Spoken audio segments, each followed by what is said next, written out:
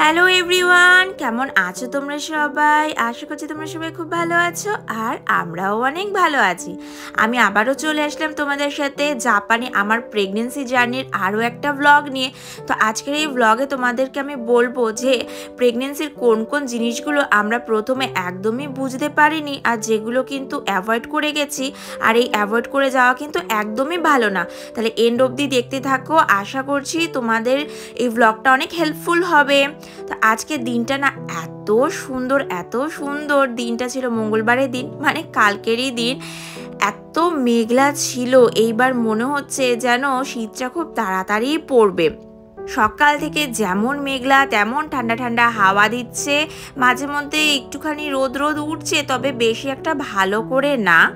তবে ওয়েদারটা না খুবই মনোরম, যা গরম গেল বলার বাইরে। এই গরমে তো একদম থাকাই যাচ্ছিল না। আর এখন আমার বডি টেম্পারেচার এমনিতেই লো, 16 সপ্তাহ অবধি নাকি প্রেগনেন্ট মহিলাদের বডি টেম্পারেচার লো থাকে, তো তার জন্য আমার শীতটা একটু বেশিই লাগছে। সকালবেলা ব্রেকফাস্ট করেই দুজনে মিলে বেরিয়ে পড়েছি। আমি একটা না হালকা পাতলা চাদরও গায়ে নিয়ে নিয়েছি, কারণ বাইরে এত ঠান্ডা হাওয়া দিচ্ছে, আমার প্রচণ্ড ঠান্ডা লাগছে। যেতে যেতেই দেখলাম আমাদের অ্যাপার্টমেন্টের পাশে যে ছোট্ট একটা সবজি ক্ষেত আছে, ওইখানে জাপানিজ ওই ভদ্রলোক কাজ করছেন। এনাদের বয়স কিন্তু অনেক, 70-এরও উপরে। তারা এই বয়সে এসেও এত কাজ করে দেখেই কিন্তু এত অ্যাক্টিভ থাকতে পারে, তাদের 90s-এ গিয়েও। এত অ্যাক্টিভ থাকাই কিন্তু জাপানিজদের লং লাইফের একটা অন্যতম কারণ। আর দেখো, এইটা আমাদের জাপানিজ নেইবারহুড, কত সুন্দর না? তো আমরা যাব সামনের ওই গোলাপি রঙের দোকানটায়, যেটার নাম তামামুরাজুকু, যেটা একটা ট্যাক্স ফ্রি লোকাল ফার্মার্সদের দোকান। অনেক দিন কোথাও যাওয়া হয় না, তো ভাবলাম কিছু সবজিপাতি কিনে নিয়ে আসি। ঘরে সবজিপাতিও তেমন নেই।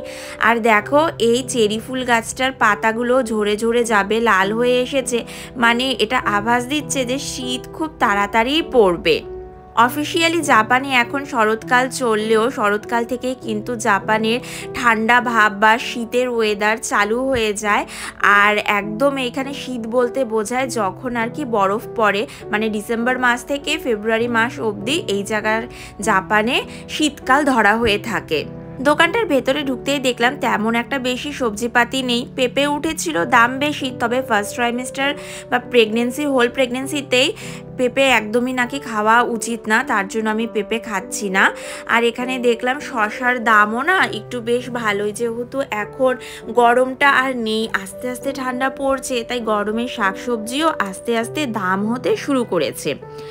এগুলোকে সম্ভবত স্কোয়াশ বলে, কুমড়ো প্রজাতিরই, তবে এগুলো কুমড়ো নয়, দেখতে আমার বড্ড সুন্দর লাগে। ওই হ্যালোইন আসতে মাত্র মাসখানেক মতো বাকি, তাই এখন জাপানে যেইখানেই যাব না কেন সব জায়গায় হ্যালোইন থিমের জিনিসপত্র সাজানো গুছানো দেখব।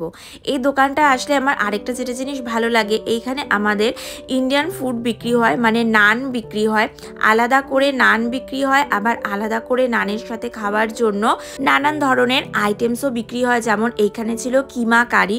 ইদানিং আমি মাংস খেতে না পারলেও এই কিমা কারিটার গন্ধটা আমার এত ভালো লাগছিল।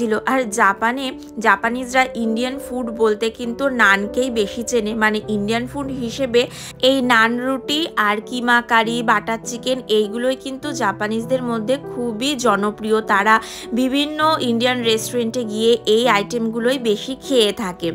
এখানে অন্য একটা জায়গায় দেখলাম বেশ সুন্দর বাটার চিকেন কারিও বিক্রি হচ্ছে, তবে এইগুলো এখন আর নেব না। এই দোকানটাতে না খুব সুন্দর সুন্দর রেডিমেড বেন্তো বক্সও পাওয়া যায়, জাপানিজ বেন্তো বক্স। আর যেই জিনিসটা হলো, আমি অনেক পরে জানতে পেরেছি, আমি আগে যেই কোম্পানিতে কাজ করতাম এই দোকানটা সেই কোম্পানি রান করে, মানে এই কোম্পানিরই দোকান। কিচ্ছু পাইনি বাজারে গিয়ে, কোনো কিছুই নেই তেমন, আর সব কিছুরই দাম। গেলাম শুধু ঘুরে আসলাম। যাই হোক, ওয়েদারটা এত সুন্দর ছিল, আমার প্রচণ্ড বাইরে বেরোতে মন চাচ্ছিল। আর সকালের হাওয়াটাই না অন্যরকম থাকে। আমার একটু ওয়াকিংও হয়ে গেল এই সময়টা। তোমাদেরকে প্রথমেই যেটা বলছিলাম যে আমার প্রেগনেন্সির শুরুতে কোন কোন লক্ষণগুলো আমি অ্যাভয়েড করে গেছি, যেটা একদমই উচিত না, সেইগুলো আজকে তোমাদের সাথে শেয়ার করব। তাহলে দেখো বাড়ি চলে এসেছি, বাড়ি এসে রান্নাবান্নার প্রিপারেশন শুরু করেছি। তাহলে চলো তোমাদেরকেও বলি যে আমার প্রেগনেন্সির সময় আমি কোন কোন লক্ষণগুলো একদমই অ্যাভয়েড করে গেছি। প্রথম যেটা হলো পেটে ব্যথা। আমার এত মারাত্মক পেটে ব্যথা হতো, মনে হতো যে আমার মনে হয় পিরিয়ডস এই এখনই হয়ে যাবে, যেহেতু পিরিয়ডসের ডেটও স্কিপ হয়ে গেছিলো আর এমন পেটে ব্যথা করছিল। তো আমি একদমই শিওর ছিলাম যে হয়তো আমার পিরিয়ডসটা ডিলে হচ্ছে, কারণ মাঝে মধ্যে আমার পিরিয়ডস ডিলে হয়ে থাকে, বেশি না, ওই 1 সপ্তাহ 10 দিন মতো। তো তেমনই আমার 1 সপ্তাহ 10 দিন মতো ডিলে হচ্ছিল আর এত মারাত্মক পরিমাণে পেটে ব্যথা করছিল। মাঝে মাঝে আমি তো ভাবতাম যে আমি হয়তো এখন সাইকেলই চালাতে পারবো না। এই সাইকেল চালানোর ফলেও কিন্তু এই পেটে ব্যথাটা আমার বেশি হতো, যেহেতু ফার্স্ট ট্রাইমেস্টার প্রচণ্ড একটা ভাইটাল সময় প্রেগনেন্সির ক্ষেত্রে। এই সময় মিসক্যারেজ হয়ে যাওয়ার সম্ভাবনা থাকে, তাই পিরিয়ড মিস গেলে যদি পেটে ব্যথা হয় সেইটাকে একদমই সবসময় পিরিয়ডস হবে দেখে পেটে ব্যথা হচ্ছে এইটা ভাবা উচিত না। যদি কোনো ডাউট থেকে থাকে যে আমি প্রেগনেন্ট হলেও হতে পারি, যেটা আমি খুবই ভুল করেছি, আমি এটাকে একদমই স্কিপ করে গেছি। এই পেটে ব্যথা নিয়ে আমি প্রচুর জায়গা ঘোরাঘুরি করেছি, প্রচুর সাইকেলিং করেছি, যেটা হয়তো খারাপ কিছু হতে পারতো, তবে ভগবানের আশীর্বাদে তেমন কোনো কিছু আমাদের হয়নি। তাই যদি এরকম মনে হয়ে থাকে, তোমাদের কনফিউশন থাকে যে তোমরা হয়তো প্রেগনেন্টও হতে পারো, তাহলে যদি এই ধরনের পেটে ব্যথা করে এইটাকে কিন্তু একদমই অ্যাভয়েড করবে না। পিরিয়ডস ডিলে হওয়ার 1 সপ্তাহের মধ্যে তোমরা টেস্টিংটা করিয়ে নেবে। দ্বিতীয় হলো একদমই খেতে না পারা আর মাথা ঘোরানো। তো আমি একদমই খেতে পারছিলাম না। আমি ভাবছিলাম জাপানে এত মারাত্মক গরম পড়েছে, ওই সময়টা আবার খুবই গরম চলছিল জাপানে, যে তার জন্য হয়তো আমি খেতে পারছি না, আর খেতে পারছি না দেখে হয়তো আমার মাথা ঘোরাচ্ছে। কিন্তু ব্যাপারটা ছিল অন্যরকম কিছুই। এইগুলো একদম কমন সিমটমস হলেও আমরা একদমই বুঝতেও পারিনি। আর ফার্স্ট টাইম মম ড্যাডের ক্ষেত্রে এটা খুবই কমন জিনিস। আর আমরা যেহেতু বাড়ি থেকে দূরে থাকি, মা বাবার সামনে থাকি না, মায়েদের সাথে থাকলে তারা যেহেতু অভিজ্ঞ, তারা এটা বুঝতে পারে। তো আমরা যারা একা থাকি, তো তাদের কিন্তু এই জিনিসটা বোঝা খুবই ডিফিকাল্ট।